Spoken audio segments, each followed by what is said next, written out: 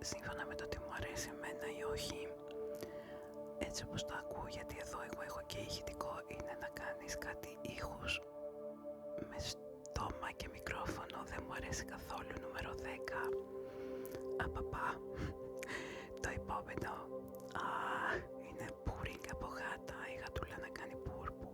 Νούμερο 3, μου αρέσει πολύ.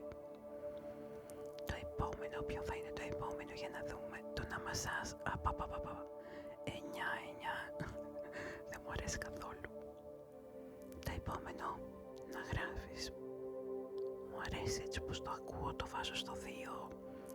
Μολύβι και χαρτί, είναι φανταστικός ήχος. Το να κόβεις, ωραίο ακούγεται, θα βάλουμε στο 5. Το επόμενο είναι το να καθαρίζεις αυτιά. Εντάξει, οκ. 7. Δεν τρελαίνομαι. Mouse sounds, τα συχαίνομαι και πολύ ψηλά είναι στο νούμερο 8. Στο 10 έπρεπε. Typing, μου αρέσει το να πληκτρολογεί. Ας το βάλω στο 1 γιατί φοβάμαι τι θα ακολουθήσει.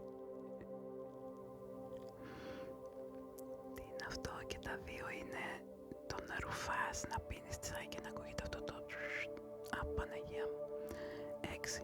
Mouth pop, να κάνεις pop με το στόμα. Όχι. Παιδιά, δεν ξέρω, συμφωνείτε έτσι όπως τα έβαλα? Πείτε μου κάτω στα σχόλια